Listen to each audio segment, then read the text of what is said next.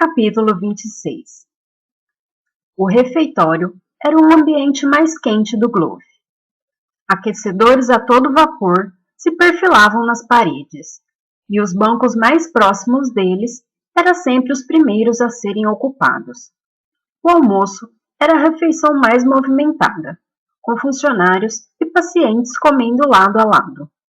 O vozeiro alto dos comensais gerava uma cacofonia barulhenta, resultado da agitação de um tanto desconfortáveis da reunião de todas as pacientes no mesmo espaço. Duas serventes carimbeias animadas riam e conversavam enquanto serviam linguiça com purê e batata frita, peixe e batata e frango ao catupiry. Tudo com um cheiro muito melhor do que o gosto. Escolhi o peixe e a batata, considerando a opção menos pior. Enquanto caminhava para me sentar, passei por Elif. Ela estava cercada pela sua gangue, um grupo carrancudo das pacientes mais valentonas.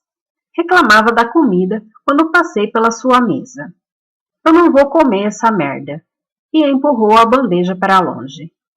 A paciente à sua direita pegou a bandeja, preparando-se para tirá-la das mãos de Elif, que lhe deu um pescoção. Piranha fominha, gritou Elif. Devolva-me isso aqui. O incidente causou uma gargalhada generalizada à mesa. Elif puxou de volta o prato e se atracou com a comida com prazer renovado.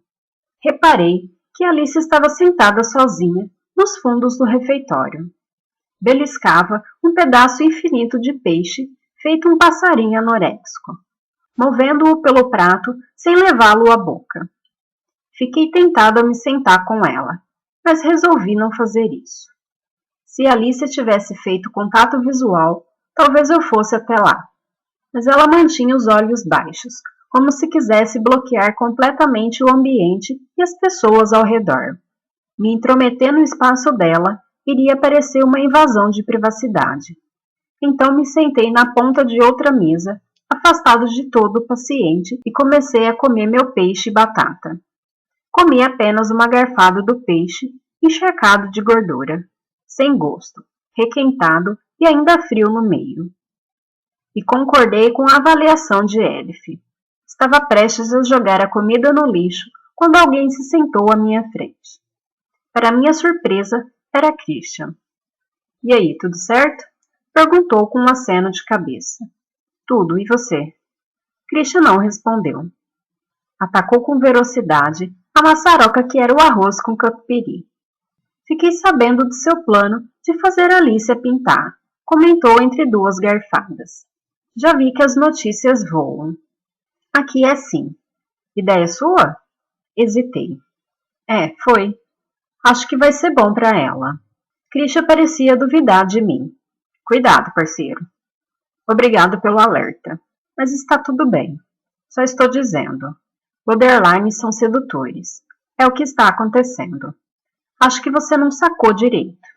Ela não vai me seduzir, Christian. Ele riu. Acho que já seduziu. Você está dando exatamente o que ela quer. Estou dando o que ela precisa. É diferente. Como você sabe o que Alice precisa? Você está se identificando demais com ela. Isso é óbvio. Mas a paciente é ela, e não você. Olhei para o relógio numa tentativa de disfarçar a raiva. Tenho que ir.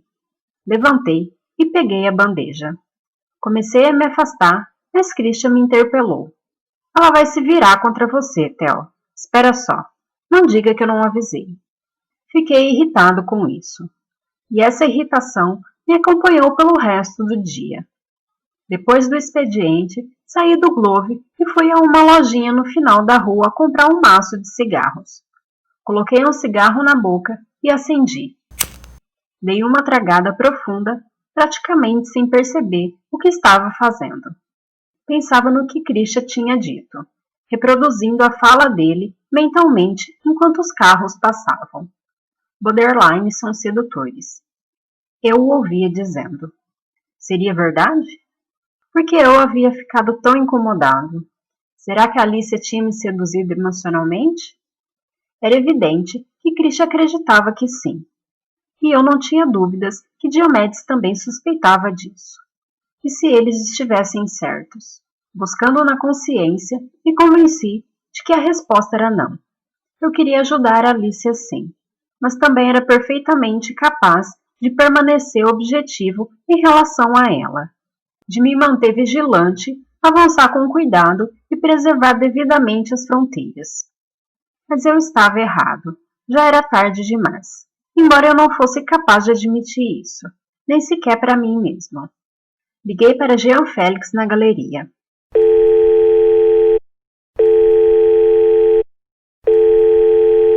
Perguntei o que havia acontecido com o material de pintura de Alicia. Tintas, pincéis e telas. Ficou tudo em algum guarda-móveis? Depois de uma breve pausa, ele respondeu. Na verdade, não. Eu fiquei com as coisas dela. Ah, é? É. Eu esvaziei o ateliê de Alicia depois do julgamento e guardei tudo que valia a pena ser guardado. Esboços, cadernos de anotações, cavalete e tintas. Estou guardando tudo para ela. Quanta gentileza! Quer dizer que você está seguindo o meu conselho? Vai deixar Alicia pintar? Vou. Resta saber se isso vai dar em alguma coisa. Sim, vai dar em alguma coisa. Você vai ver. Só peço que me deixe dar uma olhada no que ela vai pintar. Havia uma estranha ânsia em sua voz. De repente, me veio a imagem dos quadros de Alicia enrolados em cobertores, feito bebês naquele depósito. Será que ele realmente estava guardando todos os inseguranças para ela? Ou simplesmente não conseguia se separar deles? Você poderia fazer a gentileza de me deixar esse material no Globo? Perguntei. Seria conveniente para você? Bem, Um momento de hesitação. Percebi sua ansiedade e dei um empurrãozinho. Ou então eu posso ir pegar, se for mais fácil. Sim, talvez seja melhor. Jean Félix tinha medo de vir aqui. Medo de Alicia. Por quê? O que havia entre eles? O que ele não queria encarar? Capítulo 27. A que horas você vai encontrar sua amiga? Perguntei. Às 7, depois do ensaio. Kate me entregou sua xícara de café. Você não consegue lembrar o nome dela, Theo. É Nicole. Certo, e bocejei. Kate me encarou com um olhar sério. Sabe, fico meio ofendida por você não lembrar. Ela é uma das minhas melhores amigas. Droga, você foi à despedida dela. Claro que me lembro da Nicole. Eu só tinha esquecido o nome, só isso. Kate revirou os olhos. Esquece, maconheiro. Vou tomar um banho. E saiu da cozinha. Sorri comigo mesmo. 7 horas. Às 15 para 7, eu caminhava ao longo do rio em direção ao lugar onde a Kate ensaiava, em Salt Bank. Me sentei num banco em frente ao salão de ensaio, de costas para a entrada, para que ela não me visse imediatamente caso saísse mais cedo. De vez em quando, olhava para trás, mas a porta continuava fechada. Até que às 7h05 ela se abriu. Os atores saíram do prédio rindo e conversando animadamente, em grupos de 2 ou 3. Nem sinal de Kate. Esperei 5 minutos, 10 minutos. Parou de sair gente. Ninguém mais apareceu. Eu podia não tê-la visto sair. Ela podia ter saído antes da minha chegada. Ao menos que nem tivesse lá. E se tivesse mentido a respeito do ensaio? Levantei e me encaminhei para a entrada. Eu precisava me certificar. E se ela ainda estivesse lá dentro e me visse? Que desculpa eu daria? Eu queria fazer uma surpresa? Sim, eu diria que tinha vindo para levá-la para jantar junto com Nicole.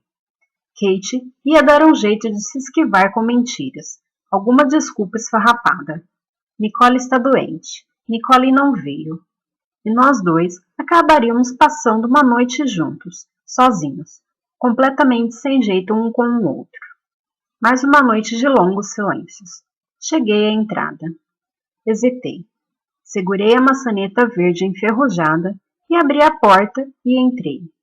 O interior de concreto aparentemente tinha cheiro de umidade. O espaço de ensaio ficava no quarto andar. Kate se queixava de precisar subir escadas todo dia e segui pela escadaria central. Cheguei ao primeiro andar e já ia subir para o segundo quando ouvi uma voz na escada, no andar de cima. Era Kate. Estava ao celular. Eu sei, sinto muito. Te vejo já já. Não vou demorar. Tá bom, até mais. Congelei. Estávamos a segundos de nos esbarrar. Desci correndo e me escondi na curva da escada. Kate passou sem me ver e atravessou a porta, deixando-a bater. Saí correndo atrás dela. Deixei o prédio. Kate se afastava com pressa em direção à ponte. Eu a segui, me desviando das pessoas, dos turistas, tentando me manter distante, sem perdê-la de vista. Kate atravessou a ponte e desceu a escada para a estação de metrô. Fui atrás dela, me perguntando que linha pegaria. Mas ela não entrou no metrô. Em vez disso, atravessou a estação e saiu do outro lado. Continuou caminhando em direção a Charing Cross Road. Eu a seguia. Fiquei parado alguns passos atrás dela no sinal de trânsito. Atravessamos a rua e chegamos no Soho. Eu ia atrás dela pelas ruas estreitas. Ela dobrou à direita, à esquerda, mais uma vez à direita, até que parou de repente. Na esquina da street, ela ficou esperando. Então era ali o ponto de encontro. Um bom lugar. Central, movimentado e anônimo. Hesitei e me enfiei num bar na esquina. Me sentei ao bar, de onde pela vidraça conseguia ver Kate do outro lado da rua. O barman, de barba revolta, com ar entediado, olhou para mim. O que vai ser?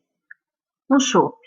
Ele bocejou e foi para o outro lado do bar, serviu uma caneca. Fiquei de olho em Kate. Estava convencido de que ela não conseguiria me ver pelo vidro, mesmo que olhasse na minha direção. Em certo momento, ela de fato olhou direto para mim. Meu coração parou por um segundo. Tive certeza de que ela havia me visto, mas não foi o caso. O olhar seguiu em outra direção. Passaram-se 10 minutos, e Kate continuava esperando. E eu também. Bebi um chopp devagar, observando. Ele estava demorando, quem quer que fosse. Ela não devia estar gostando disso. Kate não gostava que a fizessem esperar, embora tivesse sempre atrasada. Dava para perceber que estava ficando irritada, franzindo a testa e olhando para o relógio. Um homem atravessou a rua e foi na direção dela. Nos poucos segundos do percurso, eu o avaliei de cima a baixo. Alto e forte. Cabelos loiros na altura dos ombros, o que me surpreendeu, pois Kate sempre dizia que gostava de homens de cabelos escuros e olhos como os meus. Ao menos que fosse outra mentira. Mas o sujeito passou direto por ela, que nem olhou para ele, e logo desapareceu. Não era ele. Eu já tinha me perguntado se Kate e eu não estávamos pensando na mesma coisa. Tinha furado com ela. Mas então, seus olhos se arregalaram. Kate sorriu. Acenou para o outro lado da rua, para alguém que eu não conseguia ver quem era. Finalmente, pensei. É ele. Estiquei o pescoço para ver. Para minha surpresa, uma loira bem vulgar, com uns 30 anos, de saia inacreditavelmente curta e saltos incrivelmente altos, se aproximou de Kate. Imediatamente a reconheci. Nicole. Elas se deram um abraço e um beijo, e se afastaram conversando e rindo de braços dados. Portanto, Kate não tinha mentido sobre o encontro com Nicole. Fiquei estarrecido ao perceber minhas emoções. Eu devia ter ficado aliviado ao constatar que Kate estava dizendo a verdade. Devia me sentir grato, mas não foi como eu me senti. Eu estava decepcionado. Capítulo 28. E então, Alice, o que você acha? Muita luz, hein? Gostou? Yuri exibia orgulhoso o novo ateliê. Fora ideia dele aproveitar o quarto desocupado ao lado do aquário. E eu concordei. Parecia melhor que ficar na sala de arte-terapia de Romena. o que, dada a sua clara hostilidade, poderia gerar dificuldades. Agora, Alice disporia de uma sala só para ela, com liberdade de pintar o que bem quisesse, sem ser interrompida. Alice observou o espaço. Seu cavalete tinha sido embalado e montado junto à janela, onde havia mais claridade. A caixa de tintas estava aberta sobre uma mesa. Yuri piscou para mim quando Alice se aproximou dela. Ele estava empolgado com esse arranjo para que ela pintasse, e eu, grato pelo apoio. Yuri era um precioso aliado, pois de longe era o integrante mais popular da equipe, pelo menos com os pacientes. Ele acenou com a cabeça para mim e disse: "Boa sorte, agora é com você." E se retirou. A porta se fechou com uma batida, mas Alice não pareceu ouvir. Ela estava no seu mundinho, inclinada sobre a mesa, examinando as tintas com um leve sorriso. Pegou os pincéis de zibelina e os acariciou como se fossem flores delicadas. Desembrulhou 3 tubos de tinta: azul prussiano, amarelo indiano, vermelho cádmio, e os alinhou. Virou-se para a tela em branco no cavalete. Ficou contemplando-a de pé ali, por um longo tempo. Parecia estar entrando em transe, num desvaneio. Sua mente estava em outro lugar. Tinha dado um jeito de escapulir, viajando para bem longe daquela cela, até que, enfim, voltou à tona e se virou para a mesa. Espremeu um pouco de tinta branca na paleta e misturou com uma pequena quantidade de vermelho. Precisava misturar as tintas com um pincel, pois suas espátulas foram confiscadas imediatamente por Stephanie quando chegaram ao Globe, por motivos óbvios. Alicia levou o pincel à tela. Deu uma pincelada, uma única pincelada, vermelha no espaço branco. Ficou analisando por um instante. E deu outra pincelada, mais outra, e logo estava pintando sem pausa e nem hesitação, numa fluidez total de movimentos. Era uma espécie de dança entre ela e a tela. Eu fiquei observando as formas que Alicia criava. Eu estava em silêncio, mal ousava respirar. Me sentia diante de um momento íntimo, observando um animal selvagem dar à luz. Apesar de consciente da minha presença, Alicia não parecia se importar. Vez por outra, erguia os olhos sem parar de pintar e olhava para mim, quase como se me estudasse. Nos dias subsequentes, a pintura foi tomando formas aos poucos. Primeiro incompleta, um rascunho, mas com crescente clareza, para afinal saltar da tela numa explosão de impecável e brilhante fotorrealismo. Alicia pintou um prédio de tijolos aparente, um hospital, e era inegável que se tratava do Globe. Estava pegando fogo, completamente envolto em chamas. Haviam 2 figuras perceptíveis na escada de incêndio. Um homem e uma mulher tentando escapar. A mulher era sem dúvida a própria Alicia. Os cabelos ruivos, da mesma cor que as chamas.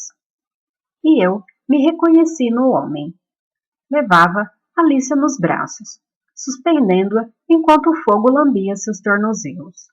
Eu não conseguia dizer ao certo se era representando, resgatando Alicia ou prestes a jogá-la nas chamas,